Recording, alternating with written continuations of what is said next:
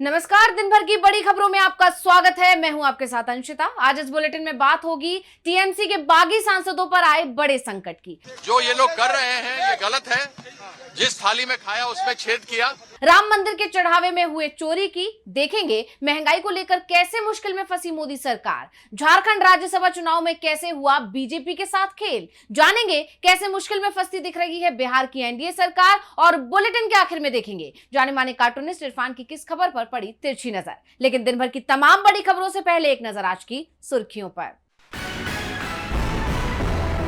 NEET paper leak को लेकर जयपुर में कॉकरोच जनता पार्टी ने किया प्रदर्शन। पार्टी संस्थापक अभिजीत दिपके पर हुआ हमला, थप्पड़ मारने का वीडियो आया सामने। 16 जून को शिवसेना यूबीटी महाराष्ट्र में करेगी प्रदर्शन। किसानों के हक के लिए उठाएगी आवाज। शिवसेना यूबीटी प्रमुख उद्धव ठाकरे ने 14 जून की रात जिला प्रमुखों के साथ की थी ऑनलाइन मीटिंग। ट्रांसजेंडर एक्ट 2026 पर सुप्रीम कोर्ट का बड़ा फैसला। कोर्ट ने सभी हाई कोर्ट्स में चल रही एक्ट को चुनौती देने वाली याचिकाओं पर लगाई रोक। इस कानून की संवैधानिक वैधता पर खुद विचार करेगा supreme court. FIFA world cup 2026 में ईरान और न्यूजीलैंड के बीच होगा मुकाबला। दोनों ही टीमें टूर्नामेंट में जीत के साथ आगाज करने की करेंगी कोशिश। लॉस एंजलिस स्टेडियम में सुबह 6:30 बजे से खेला जाएगा मैच। शेयर बाजार में तेजी, 736 अंकों की बढ़त के साथ 76,264 पर बंद हुआ सेंसेक्स। वहीं 231 अंकों की बढ़त के साथ 23,853 पर बंद हुआ निफ्टी। ये तो थी सुर्खियां। अब बात आज की सबसे बड़ी खबर की। टीएमसी के बागी सांसद मुश्किल में घिरते दिखाई दे रहे हैं। लोकसभा स्पीकर से मिलकर अलग गुट बनाने का दावा और फिर उसका एक पंजीकृत सियासी दल में विलय करने का ऐलान उन पर अब भारी पड़ता दिखाई दे रहा है। टीएमसी अब सभी सांसदों को अयोग्य घोषित करने की मांग कर रही है। क्या है पूरी खबर, देखिए ये रिपोर्ट। टीएमसी के बागी सांसदों ने पश्चिम बंगाल ही नहीं बल्कि केंद्र की सियासत में भी बड़ा खेल कर दिया है। बागी सांसदों ने पार्टी छोड़ने के साथ ही त्रिपुरा की nationalist citizens party of India यानी एनसीपीआई में शामिल होने के साथ ही एनडीए को समर्थन देने का ऐलान भी कर दिया है। उनके इस ऐलान को पूर्व सीएम ममता बनर्जी की पार्टी टीएमसी के लिए तो झटका माना ही जा रहा है, लेकिन उनके इस कदम से बीजेपी के सहयोगियों की भी नींद उड़ गई है, क्योंकि इससे पहले तक राज्य में एनसीपीआई का नाम भी किसी ने नहीं सुना था। फिर बागियों ने कैसे अचानक उसमें शामिल होने का ऐलान कर दिया, ये सवाल हर तरफ गूंज रहे हैं। दरअसल एनसीपीआई की मुख्य रूप से मौजूदगी असम, त्रिपुरा, पश्चिम बंगाल और उत्तर पूर्व के अन्य राज्यों में मानी जाती है। इसका गठन त्रिपुरा विधानसभा चुनाव से कुछ हफ्ते पहले ही 20 जनवरी 2023 को हुआ था। ये चुनाव आयोग में गैर मान्यता प्राप्त राजनीतिक दल के रूप में पंजीकृत है। दल बदल कानून के तहत अपनी सदस्यता बचाने के लिए बागी सांसदों ने यह कदम तो उठा लिया। इसके बावजूद यह खतरा अभी पूरी तरह टला नहीं है, क्योंकि 1985 के एंटी डिफेक्शन कानून की 10वीं अनुसूची ओरिजिनल पॉलिटिकल पार्टी का जिक्र करती है, न कि केवल विधायी विंग का। 2023 के महाराष्ट्र मामले में सुप्रीम कोर्ट ने साफ किया कि विधायी दल राजनीतिक दल से स्वतंत्र नहीं हो सकता। ऐसे में बागी सांसदों का राजनीतिक सफर आसान नहीं होने वाला। टीएमसी ने लोकसभा स्पीकर ओम बिरला को खत लिखकर दावा किया है कि ये अलगाव वैध नहीं है और विद्रोही स्वतंत्र रूप से विलय नहीं कर सकते। पार्टी सांसद कीर्ति आजाद ने कड़े शब्दों में कहा है कि महाराष्ट्र वाला फॉर्मूला यहां नहीं चलेगा। सुप्रीम कोर्ट के वरिष्ठ वकील और राज्यसभा सांसद कपिल सिब्बल ने भी कहा है कि भारतीय लोकतंत्र बेतुकी बातों का थिएटर बन गई है, एक मजाक है ये। टीएमसी विधायक दल के बागी सदस्य किसी राजनीतिक दल में विलय नहीं कर सकते हैं। ऐसा तभी मुमकिन है जब खुद टीएमसी ऐसा चाहे, इन्हें अयोग्य घोषित किया जाए। वैसे सवालों में यहां बीजेपी की भूमिका भी है। जिस तरह लोकसभा स्पीकर रविवार के दिन बागी सांसदों को मुलाकात का वक्त देते हैं, जो आमतौर पर किसी इमरजेंसी के हालात में ही होता है, उसे लेकर भी सवाल खड़े हो गए हैं। इन हालात में ममता बनर्जी के बीजेपी पर आरोप सच साबित होते दिखाई दे रहे हैं कि उनकी पार्टी में ये टूट बीजेपी की साजिश है। विपक्ष का दावा है कि बीजेपी संसद में बहुमत हासिल करने के लिए टीएमसी सांसदों को अपने पाले में करना चाहती है, और अब जब उसे 20 सांसदों का समर्थन हासिल हो गया है तो एनडीए में उसकी दो प्रमुख बैसाखी कहे जाने वाले दल नीतीश कुमार की पार्टी जेडीयू और चंद्रबाबू नायडू की पार्टी टीडीपी का दबदबा भी कमजोर पड़ता दिखाई दे रहा है। यही वजह है कि पश्चिम बंगाल में हुए इस खेल से बीजेपी के सहयोगी भी चिंतित हैं। इन हालात में क्या टीएमसी को छोड़कर एनसीपीआई में जाने वाले बागी सांसद क्या अपनी सदस्यता बचा पाएंगे, और क्या उनके समर्थन का बीजेपी को फायदा मिल पाएगा या सहयोगियों की नाराजगी उस पर भारी पड़ेगी, ये देखना दिलचस्प होगा। बागी गुट की नेता काकोली घोष का दावा है कि हमारे साथ 20 सांसद हैं, लेकिन लोकसभा स्पीकर से मिलने पहुंचे हैं सिर्फ 17। अगर संख्या 19 नहीं हुई तो ये सांसद वैसे ही अयोग्य हो जाएंगे, और 19 हो भी जाती है तब भी सदस्यता नहीं बच पाएगी। बागी गुट सवालों में है, वही सवालों में इस वक्त अयोध्या का राम मंदिर भी आ गया है, और सवाल उठे हैं चंदे और चढ़ावे की चोरी के। मंदिर ट्रस्ट पर चोरी के आरोप लग रहे हैं, देखिए रिपोर्ट। अयोध्या राम मंदिर से दान राशि चोरी का मामला अब सुप्रीम कोर्ट पहुंच चुका है। वकील अनूप अवस्थी ने सीजेआई सूर्यकांत को पत्र लिखकर इस मामले पर स्वतः संज्ञान लेते हुए एफआईआर दर्ज कर कोर्ट की निगरानी में निष्पक्ष जांच कराने की मांग की है। उन्होंने पत्र में ये भी लिखा कि ये मंदिर 2020 में आए सुप्रीम कोर्ट के ऐतिहासिक फैसले के चलते बने ट्रस्ट के तहत संचालित है। 22 जनवरी 2024 को रामलला की प्राण प्रतिष्ठा करोड़ों भारतीयों के लिए एक ऐतिहासिक और सांस्कृतिक क्षण था। अब वहाँ बड़ी संख्या में श्रद्धालु हर दिन पहुँच रहे हैं। श्रद्धालुओं की तरफ से मंदिर के दान पात्र में दिए जाने वाला दान कोई वित्तीय लेन देन नहीं है। ये भगवान के प्रति उनकी अटूट श्रद्धा, समर्पण और विश्वास का प्रतीक है। राम मंदिर के दान के पैसों में भारी वित्तीय हेराफेरी और भ्रष्टाचार के आरोप लगे हैं। कुछ पूर्व कर्मचारियों और संदिग्धों के पास आय से अधिक संपत्ति की बातें भी सामने आई हैं। उत्तर प्रदेश सरकार ने प्रशासनिक स्तर पर 3 सदस्यीय एसआईटी का गठन किया है, लेकिन अभी तक इस मामले में कोई एफआईआर दर्ज नहीं की गई है। इतनी अहम मामले में सिर्फ प्रशासनिक जांच काफी नहीं है। लोगों को डर है कि समय के साथ इस मामले को दबा दिया जाएगा। देवता को समर्पित संपत्ति की चोरी कोई साधारण आपराधिक मामला नहीं, चूंकि ये ट्रस्ट खुद सुप्रीम कोर्ट के आदेश से बना है, इसलिए इसकी पारदर्शिता बनाए रखना उसका संवैधानिक दायित्व है। जैसे आप जानते हैं कि पूरा विवाद तब शुरू हुआ जब समाजवादी पार्टी के अध्यक्ष अखिलेश यादव ने राम मंदिर के चढ़ावे में चोरी का आरोप लगाया था। इसके बाद यूपी की राजनीति गरमाई। फिलहाल सीएम योगी के निर्देश पर 3 सदस्यों की एसआईटी बनाई गई है। इसमें लखनऊ के कमिश्नर विजय विश्वास पंत, आईजी किरण एस और वित्त विभाग के विशेष सचिव नील रतन शामिल हैं। इस टीम को 15 दिनों के अंदर अपनी अंतिम रिपोर्ट देनी है। अब देखना ये होगा कि वकील अवस्थी के पत्र पर सुप्रीम कोर्ट का क्या रुख होता है। चंदा और चढ़ावे की चोरी का मामला अब कोर्ट पहुंच गया है, जिससे बीजेपी सरकार की मुश्किलें बढ़ती दिखाई दे रही हैं, जो पहले से ही महंगाई के मोर्चे को लेकर मुश्किल में फंसी हुई है। थोक और खुदरा महंगाई तेजी से बढ़ रही है, और इसे लेकर अब कांग्रेस ने सरकार पर तीखे सवाल उठाए हैं, देखिए रिपोर्ट। देश में महंगाई लगातार बढ़ रही है। कभी ईंधन महंगा हो रहा है तो कभी दूध, ब्रेड जैसी चीजों के दाम बढ़ रहे हैं, और अब होलसेल प्राइस इंडेक्स यानी थोक मूल्य सूचकांक की रिपोर्ट सामने आई है। इस रिपोर्ट में साफ बताया गया है कि महंगाई दर में बड़ा उछाल आया है। वाणिज्य और उद्योग मंत्रालय द्वारा जारी आंकड़ों के अनुसार थोक महंगाई मई में बढ़कर 9.68% पर पहुंच गई, जो अप्रैल में 8.26% थी। रिपोर्ट के अनुसार मई में खाद्य वस्तुओं में 4.49% महंगाई बढ़ी है। वहीं प्राइमरी आर्टिकल्स 4.99% महंगे हुए हैं। मैन्युफैक्चर्ड प्रोडक्ट्स की बात की जाए तो 7.48% इसमें उछाल आया है। वहीं फ्यूल एंड पावर सेगमेंट की बात की जाए तो 30.33% महंगे हुए हैं। कच्चे पेट्रोलियम में महंगाई 61.51% रही। वहीं खुदरा या उपभोक्ता मूल्य सूचकांक के आंकड़ों के अनुसार महंगाई मई में पिछले 16 महीनों के सबसे उच्च स्तर यानी 3.93% पर पहुंच गई। अब इस पर विपक्ष ने मोदी सरकार को बुरी तरह से घेर लिया है। विपक्ष का आरोप है कि इस महंगाई से लोगों की रसोई का बजट बिगड़ चुका है, बच्चों की पढ़ाई महंगी हो रही है, बिजली और ईंधन के बढ़ते खर्च ने घर चलाना मुश्किल कर दिया है। हर महीने की तनख्वाह वही है, लेकिन खर्च लगातार बढ़ रहे हैं। कांग्रेस का साफ कहना है कि मई महीने में थोक महंगाई दर 9.68% तक पहुंच जाना इस बात का प्रूफ है कि बीजेपी सरकार महंगाई पर लगाम लगाने में पूरी तरह से विफल रही। पार्टी ने एक्स पर पोस्ट किया कि देश में महंगाई का कहर जारी है। मई महीने में थोक महंगाई दर बढ़कर 9.68% पर पहुंच गई, जो कि 3 साल 7 महीने में सबसे ज्यादा है। ये बताता है कि खाने पीने की चीजों के दाम बेतहाशा बढ़ गए हैं। नरेंद्र मोदी ने देश की जनता को महंगाई की आग में झोंक दिया है। इसके साथ ही खाद्य वस्तुओं से लेकर फ्यूल और पावर तक की चीजें महंगी हो गई हैं। ये सब देख जनता कह रही है कि बहुत हुई महंगाई की मार, बस करो मोदी सरकार। वहीं महंगाई को लेकर कांग्रेस नेता कुमारी शैलजा ने सवाल किया कि जनता पूछ रही है आखिर कब महंगाई से राहत मिलेगी और कब तक बीजेपी सरकार लोगों की जेब पर बोझ डालती रहेगी। देखना होगा कि मोदी सरकार विपक्ष के इन हमलों का जवाब देती है या चुप्पी बरकरार रखती है। महंगाई से राहत कब मिलेगी? वैसे भी अब तक ईरान जंग का बहाना सरकार बना रही थी, और अब तो वो भी खत्म हो गई है। ऐसे में मोदी सरकार के पास बचने का कोई उपाय नहीं है। जनता मुसीबत में है, और अब बीजेपी की भी मुसीबत बढ़ती दिखाई दे रही है।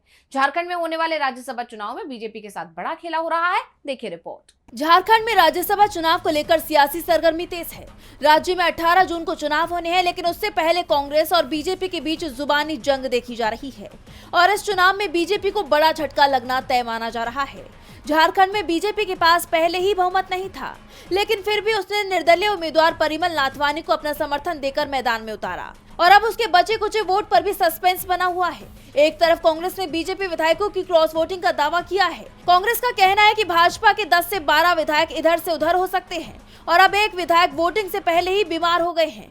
जानकारी के मुताबिक बीजेपी के विधायक प्रकाश राम की तबीयत अचानक बिगड़ गई है और वो अस्पताल में भर्ती है। अब इस खबर से एनडीए की टेंशन बढ़ी हुई बताई जा रही है, क्योंकि कांग्रेस के दावे के हिसाब से बीजेपी के 12 वोट पहले ही कम हो गए हैं और अब एक और विधायक बीमार है, यानी कुल 13 वोट बीजेपी के हाथ से फिसलते हुए दिखाई दे रहे हैं।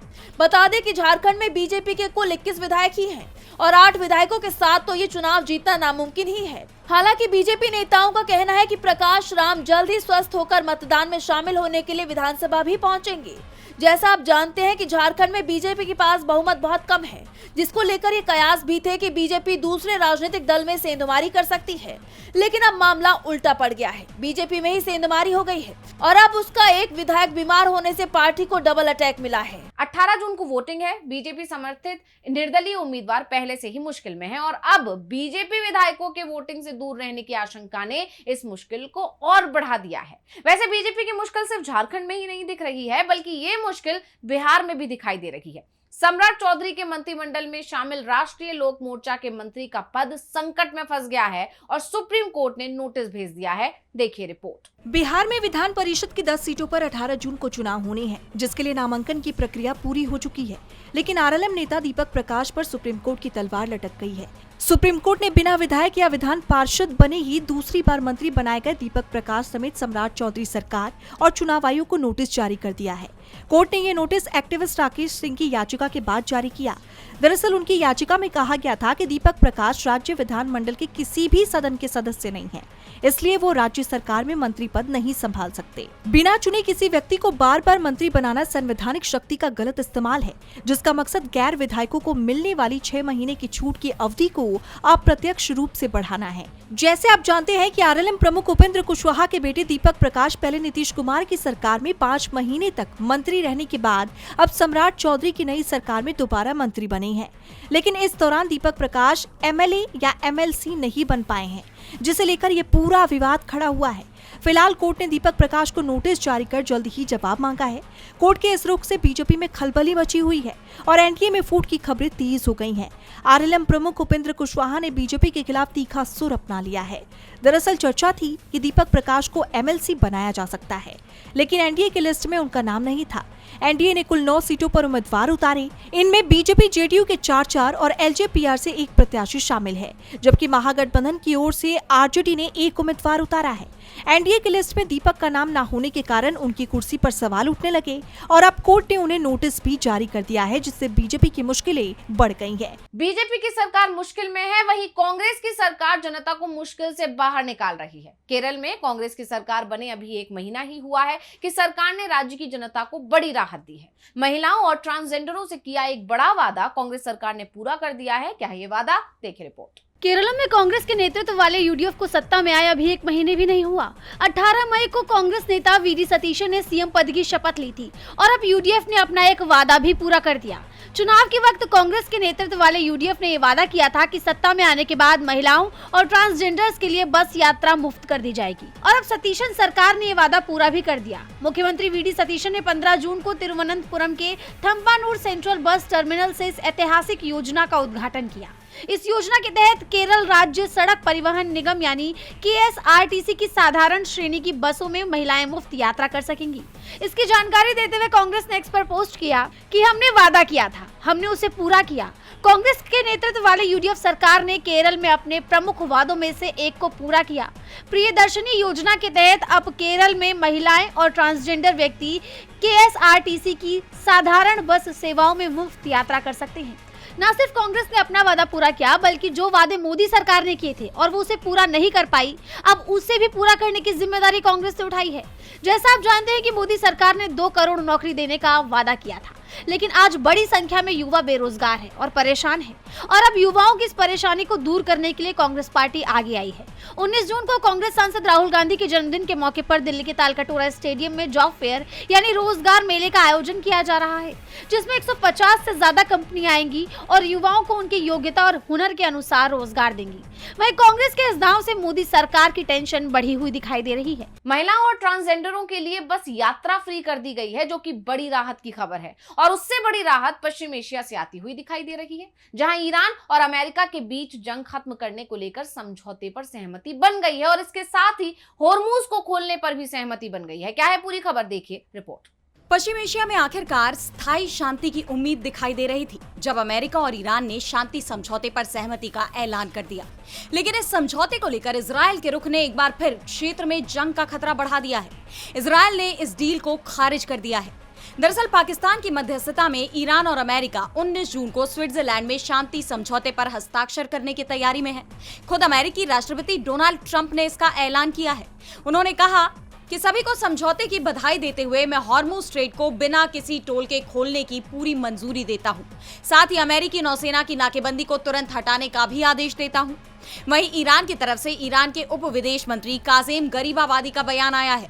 उनका कहना है कि जब तक समझौते पर हस्ताक्षर नहीं हो जाता, ईरान इसे लागू नहीं करेगा। उन्होंने कहा कि एमओयू पर हस्ताक्षर होने के बाद शुरू होने वाली 60 दिन की अमेरिका और ईरान की बातचीत इस बात पर निर्भर करेगी कि अमेरिका पहले अपने 3 वादे पूरे करता है या नहीं। अमेरिका को 3 कदम उठाने होंगे। पहली, नौसैनिक नाकेबंदी खत्म करना। दूसरी, युद्ध और सभी सैन्य कार्रवाइयों को रोकना। और तीसरी, ईरान के फ्रीज्ड फंड जारी करना। इससे साफ है कि ईरान को अभी भी अमेरिका पर भरोसा नहीं है, लेकिन जिन शर्तों पर इस डील को लेकर सहमति बनी है उसे देखते हुए कहा यह जा रहा है कि अमेरिका ने ईरान के आगे सरेंडर कर दिया है, क्योंकि जो मसौदा सामने आया है उसके तहत ट्रंप अब ईरान की ज्यादातर मांगों को मानने के लिए तैयार दिखाई दे रहे हैं, चाहे वो फ्रीज्ड असेट्स रिलीज करना हो या परमाणु कार्यक्रम पर 60 दिनों तक बातचीत जारी रखना या फिर ईरान की संप्रभुता का सम्मान करना। ट्रंप जिस तरह ईरान की शर्तों को मंजूर करने पर मजबूर दिख रहे हैं, उसे लेकर वो अपने ही देश में घिर गए हैं। विरोधी दल डेमोक्रेट से लेकर उनकी अपनी पार्टी रिपब्लिकन ने भी इस डील पर सवाल उठाए हैं। उनका कहना है कि ट्रंप ने अमेरिका के आत्मसमर्पण का दस्तावेज तैयार किया है। इस बीच इजराइल ने भी कड़ा रुख अपनाते हुए डील में नया अड़ंगा फंसा दिया। इजराइल के national security minister Ben Gvir ने साफ कहा कि डोनाल्ड ट्रंप का समझौता हमें बाध्य नहीं करता है। इजराइल संयुक्त राज्य अमेरिका के अधीन नहीं है। हम एक स्वतंत्र और संप्रभु राष्ट्र हैं। यही नहीं, इजराइल की तरफ से लेबनान पर हमले भी जारी है, जो शांति समझौते का खुला उल्लंघन माना जा रहा है। ऐसे में सवाल ये उठ रहे हैं कि क्या ईरान और अमेरिका के बीच ये समझौता लागू हो पाएगा? क्या पश्चिम एशिया में शांति स्थापित हो पाएगी? और बुलेटिन के आखिर में देखेंगे जाने माने कार्टूनिस्ट इरफान की किस खबर पर पड़ी तिरछी नजर।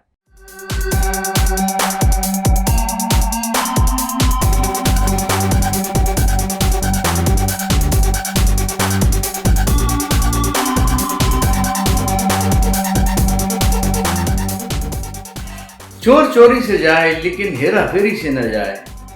लेकिन जनाब, यहाँ पर तो चोर हेरा फेरी नहीं बल्कि चोर चोरी ही कर रहा है। जी हाँ, मैं बात कर रहा हूँ इजराइल के बारे में।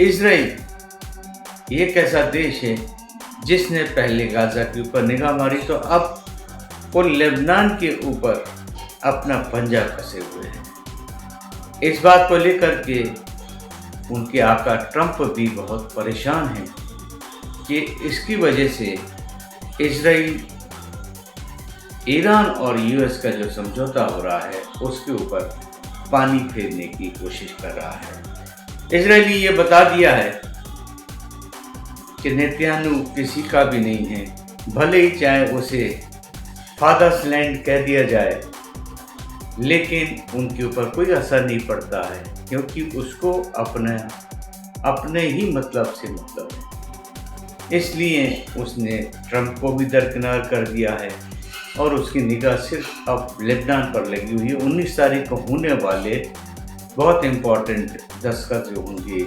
ईरान के और उसके अमेरिका के, उसमें नेतन्याहू क्या रायता फैलाता है, बिल्कुल उसी तरह से जैसे फुटबॉल मैच हो रहा हो बड़ा सा और उसमें कोई एक बीच में दखल देने वाला जानवर आ जाता है तो उसको भगाने के लिए क्या किया जाता है। क्या इजराइल इसी तरह का कुछ हंगामा करेगा, देखने वाली बात होगी। देखते हैं आगे खेल में और क्या क्या होता है।